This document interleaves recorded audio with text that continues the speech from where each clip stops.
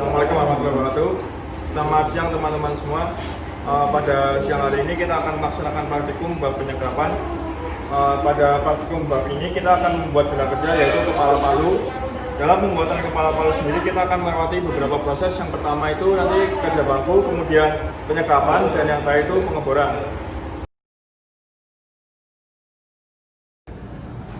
Sebelumnya di sini saya akan menjelaskan tentang alat dan bahan yang digunakan. Yang pertama itu ada baja lunak. Ini nanti yang akan menjadi bakalan untuk kepala palunya. Kemudian ada gergaji tangan, ragum, lalu collection pen dan spidol, dan yang terakhir adalah mistar. Nah, langkah pertama yaitu kita akan membuat pola potongan terlebih dahulu. Jadi kita menentukan salah satu ujung, lalu kita mengukur 60 mili dari ujung tersebut. Nah, di sini kita menetapkan ujungnya yaitu yang di sini.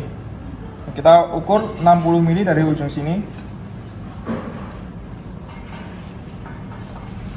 Lalu kita beri tanda di tepat di 60 mili dari ujung tersebut. Nah,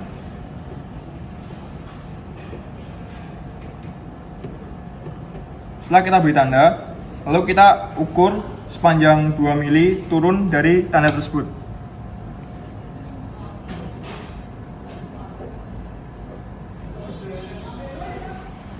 Nah, setelah itu di ujung yang berseberangan di bawahnya kita akan menggambarkan juga 2 mili naik ke atas, yaitu di sini.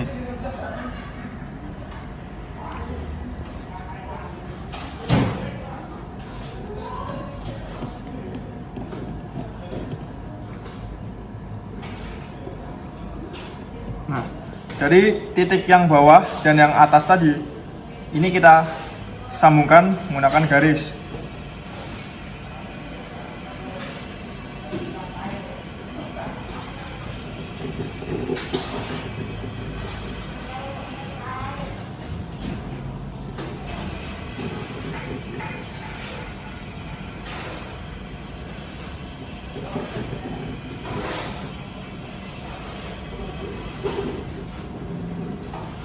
Nah, jadi dari sini kita akan mengetahui pola potongan dari kepala palu tersebut. Jadi bentuknya itu seperti ini.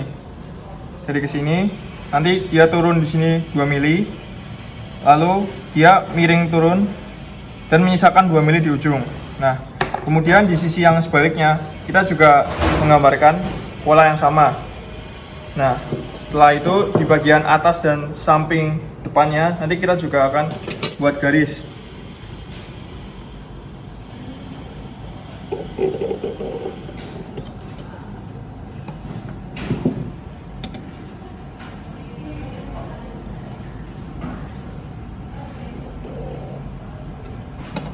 Nah, dari pola ini kita akan mengetahui bahwa bagian segitiga yang atas ini nantinya yang akan terbuang atau terpotong. Nah, ini proses pembuatan polanya sudah selesai. Proses selanjutnya yaitu kita akan melakukan pemotongan. Yang kita akan potong terlebih dahulu yaitu sisi yang bagian miring ini. Nah, ada cara tersendiri untuk memotong garis yang miring ini. Caranya yaitu jika biasanya kita memasangkan benda itu sejajar dengan permukaan ragum, ini berbeda. Yaitu nanti kita akan memasangkannya miring. Benda kerja ini miring. Akan tetapi garis miring yang ini nanti akan tegak lurus dengan permukaan dari ragum. Nah, cara mengetahui apakah garis ini sudah tegak lurus yaitu dengan menggunakan bantuan mistar. Jadi nanti mistar ini kalian tempelkan ke permukaan ragum, lalu kita sejajarkan dengan garis miring tersebut. Nah, jika sudah begini atau sudah sejajar ini, maka ini sudah siap untuk dipotong.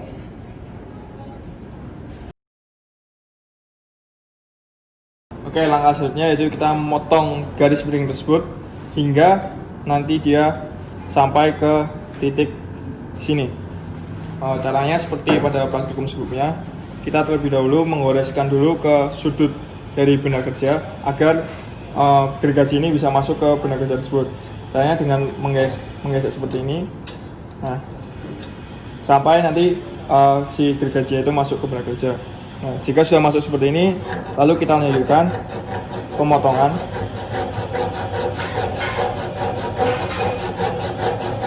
Nah, pada pemotongan ini perlu diperhatikan bahwa kita tidak hanya memotong pada sisi sini saja, tetapi juga kita harus memotongnya sampai ke sisi yang berlawanan. Jadi nanti pemotongannya tidak miring seperti ini, tapi lurus seperti ini ke bawah.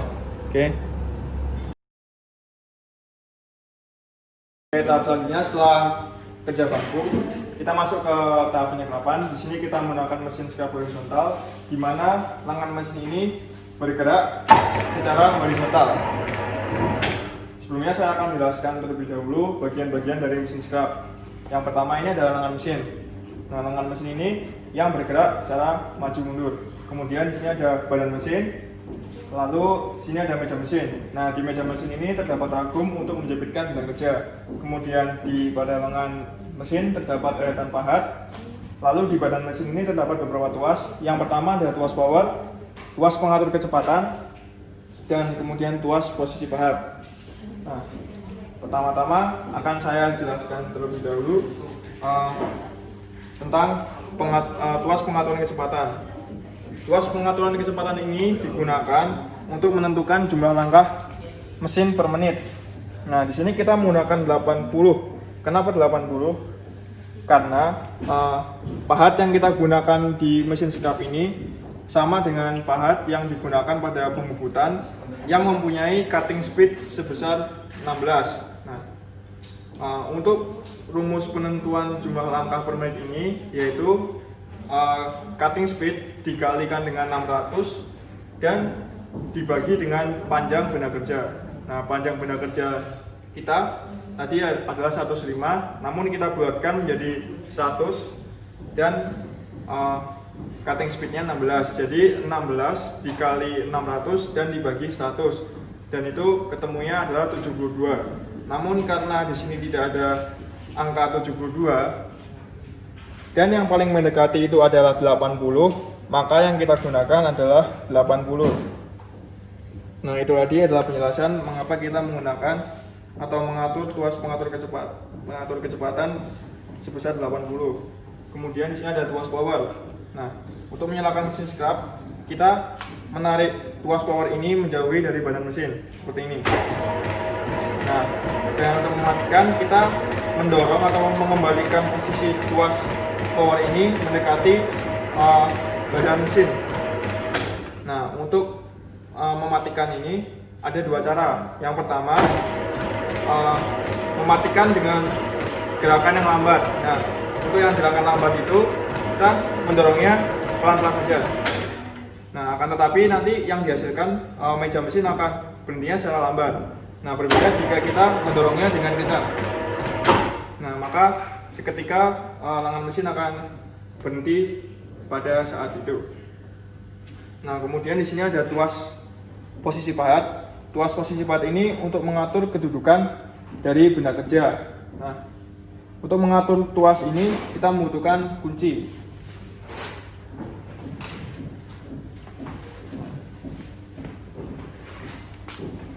Tuas yang atas ini untuk mengatur kedudukan meja mesin secara horizontal. Seperti ini.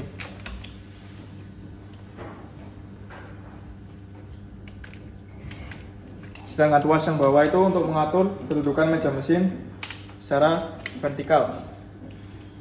Nah, meja mesin akan bergerak mendekati eretan pahat. Dan kemudian ada tuas pengatur gerakan otomatis, yaitu di sini. Nanti akan saya jelaskan sekaligus untuk pengerjaan benda kerja. Ini langkah pertama yang akan kita kerjakan, yaitu tadi mengatur tuas pengatur kecepatan. Setelah itu kita akan memasang benda kerja yang sudah kita potong ke ragum yang ada di meja mesin.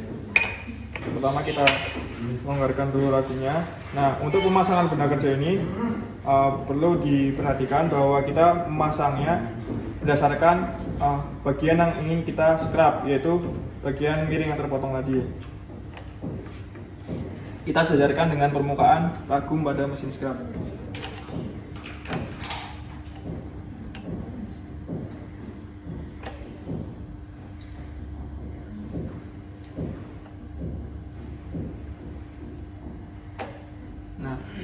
Jika sudah presisi, maka kita kencangkan.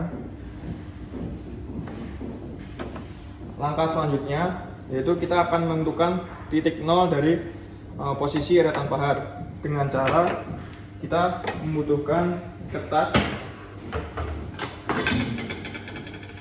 lalu kita basahi atau kita beri air sedikit.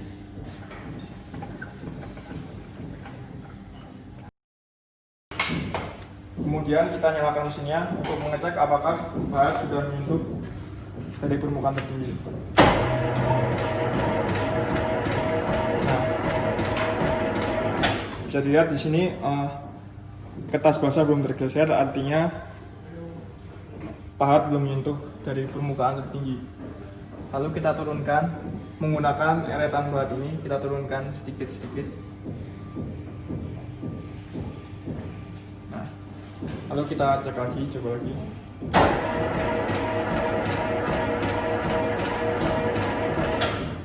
Masih belum ya, kita turunkan lagi.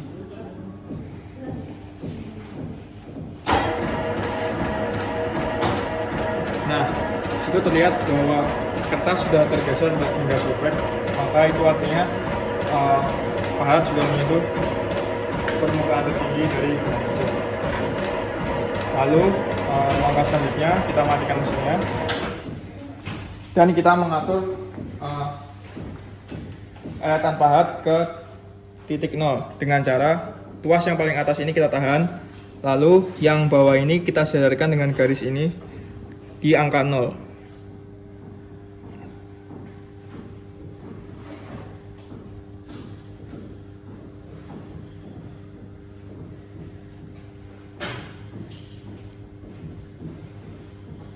Nah, apabila sudah sejajar dengan angka 0-nya, garis ini yang di bawah, maka ini sudah menunjukkan bahwa ini posisinya 0. Lalu kemudian kita geser meja benda kerja menjauhi pahat secara horizontal. Kita geser terlebih dahulu, benda kerja menjauhi pahat. Nah, tidak perlu jauh-jauh, asalkan benda kerja ini sudah melewati pahat. Nah, jika sudah melewati pahat, maka kita atur tuas gerakan otomatisnya. Nah, di sini bisa dilihat ada tanda panah. Nah, ini tanda panahnya masih ke arah depan. Nah, ini menandakan bahwa gerakan otomatis belum disetel. Nah, kemudian jika kita akan menyetel gerakan otomatisnya, kita mengangkat tuas tersebut, lalu kita arahkan ke arah mana gerakan otomatis itu akan kita gunakan. Nah, kita akan menggunakannya ke arah sini. Maka kita geser anak panahnya ke arah sini. Lalu kita turunkan lagi. Nah, jika sudah seperti itu, lalu kita nyalakan mesinnya. Nah, bisa diperhatikan bahwa di sini gerakan otomatis tersebut belum berfungsi atau belum berjalan. Nah, untuk menjalankannya, kita bisa memancingnya dengan cara tuas horizontal tadi kita tahan atau kita putar berlawanan dengan arahnya hingga menimbulkan bunyi seperti ini. Nah, jika sudah berbunyi seperti itu, maka artinya tuas gerakan otomatis ini sudah berfungsi. Dan lama kelamaan benda kerja akan bergerak mendekati pahat.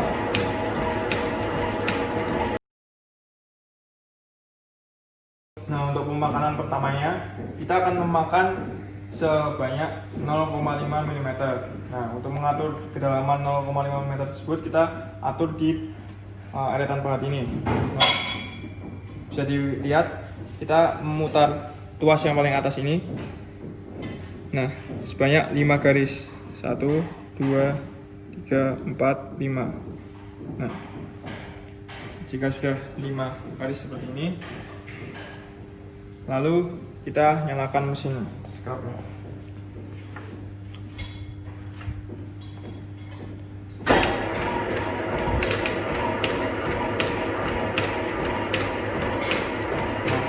Perlu diperhatikan bahwa ketika mesin scrub ini menyala, jangan ada operator atau praktikan yang menunggu di depan mesin scrub ini, karena itu berbahaya. Lebih baik di samping tuas power ini.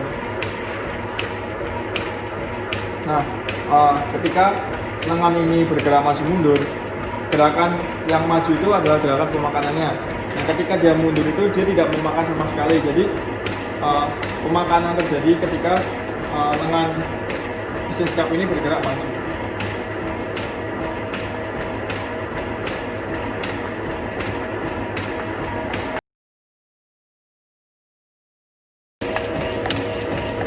Nah, di sini terlihat bahwa permukaan dari benda kerja sudah tersekap.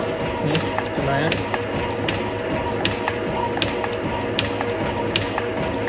Kenapa tidak bisa langsung tersekap semua? Karena tadi yang kita awali dengan pemberian titik nol di permukaan paling atas, otomatis yang bagian yang tinggi terlebih dahulu yang bisa tersekap.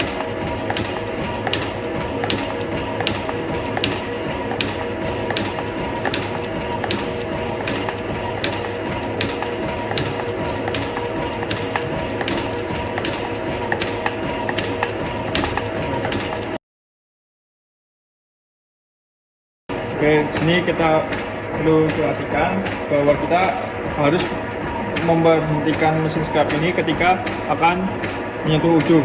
Nah, sebelum menyentuh ujung ini pastikan kita sudah mematikan mesin sekap agar tidak terjadi benturan antara benda kerja yang tebal dengan pahat mesin sekap. Nah, sini sudah bisa kita berhentikan. Nah, setelah kita berhentikan, lalu kita atur lagi kedalaman dari eretan pahat. Nah, di sini kita tambahkan lagi 0,5 mm. Jadi kita putar sebanyak 5 baris lagi. 1 2 3 4 5. Nah, tadi ini adalah 1 mm. Nah, kemudian kita geser lagi posisi benda kerja menjauhi dari pahat. Kita nonaktifkan lagi eretan penggerak otomatisnya, kita kembalikan ke posisi awal, lalu kita geser benda kerja menjauhi dari pahat.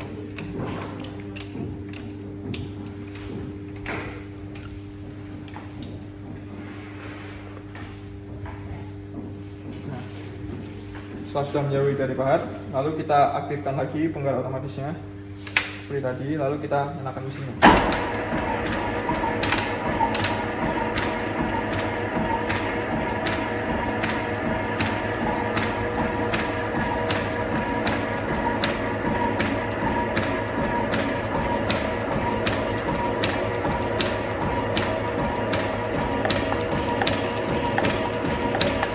Ya, bisa kita lihat bahwa bagian yang belum termakan dari pengaturan awal, nah di sini mulai bisa termakan oleh pahat.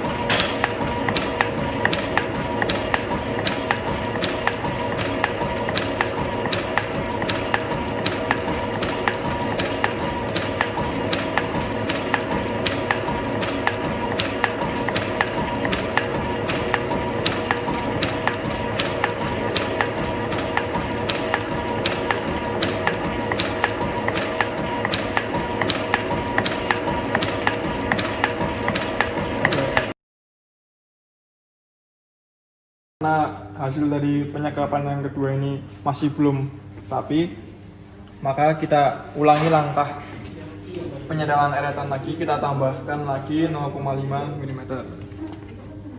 Nah, kita tambahkan menjadi 1,5 mm.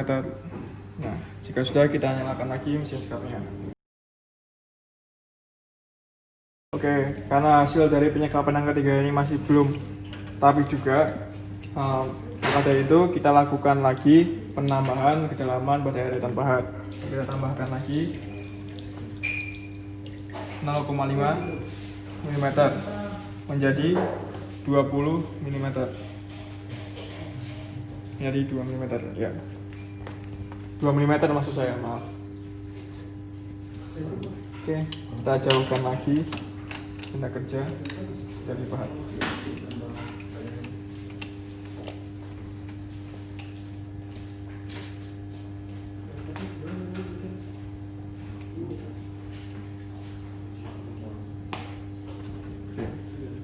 Jika sudah, kita nyalakan lagi mesin scrubnya.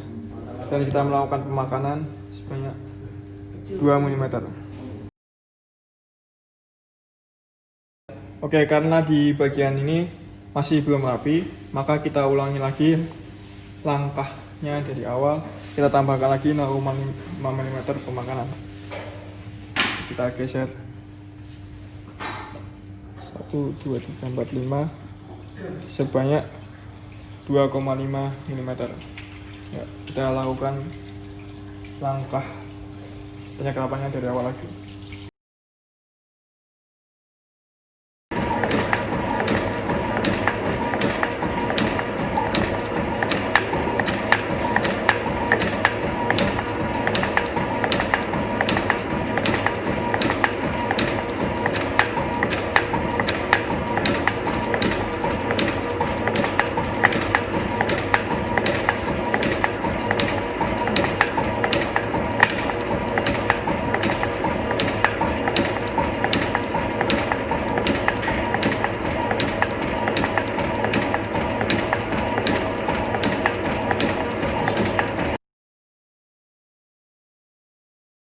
Nah, ini permukaan benda kerja sudah mulai rapi, tapi masih ada sedikit lagi. Maka kita akan melakukan pemakanannya sekali lagi. Ya, kita tambahkan lagi 0,5 mm menjadi 3 mm. Oke, kita lakukan lagi pemakanannya dari awal. Oke, sebelum melakukan pengeboran, terlebih dahulu kita membuat pola di mana nanti titik yang akan kita bor. Nah, polanya kita buat dengan cara mengukur 40 mili dari ujung benda kerja yang bagian tidak di scrap, yaitu bagian ini. Nah, kita ukur dari sini jauh 40 mili.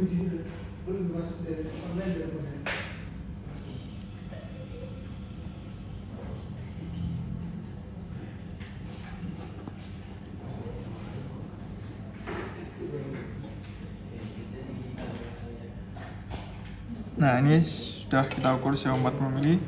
Nah, lalu kita paskan garis itu di tengah-tengah dari sisi ini. Nah.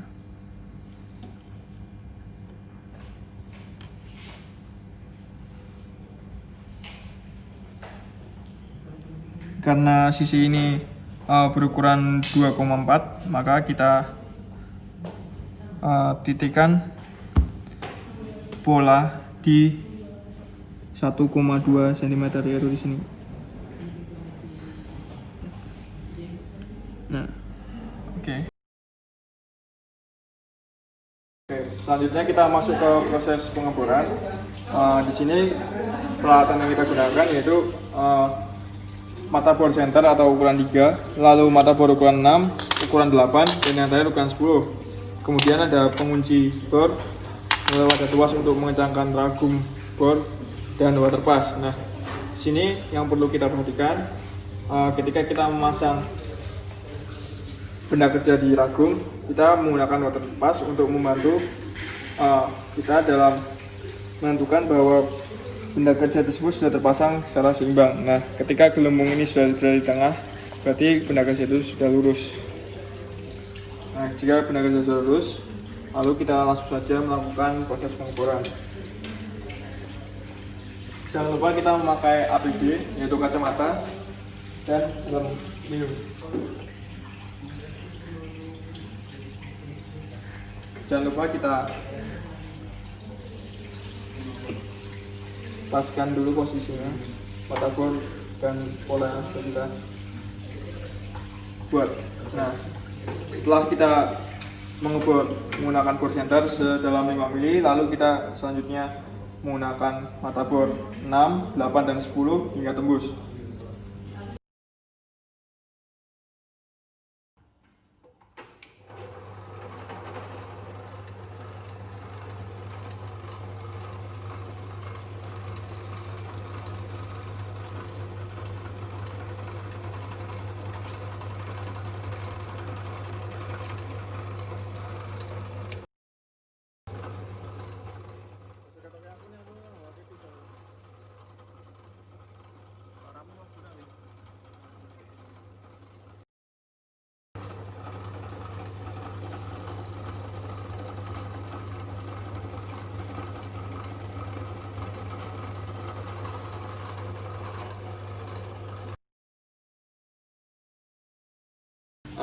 Ini jadi step terakhir dari pengeboran, yaitu kita menggunakan mata bor ukuran 10, lalu kita bor sampai tembus ke permukaan bawah dari benda kerja.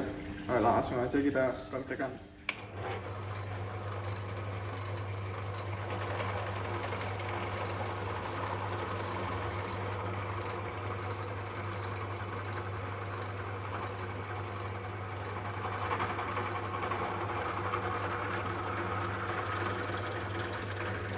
Ya, ini udah tembus. Nah, karena ini sudah tembus, maka pengerjaan benda kerja tangkai kepala palu kita sudah selesai. Jadi setelah kita selesai mengerjakan kepala palu, jangan lupa kita membersihkan sisa-sisa scrap dan kotoran-kotoran yang kita hasilkan dari proses pengerjaan benda kerja tadi. Sekian, kurang lebihnya mohon maaf. Assalamualaikum warahmatullahi wabarakatuh.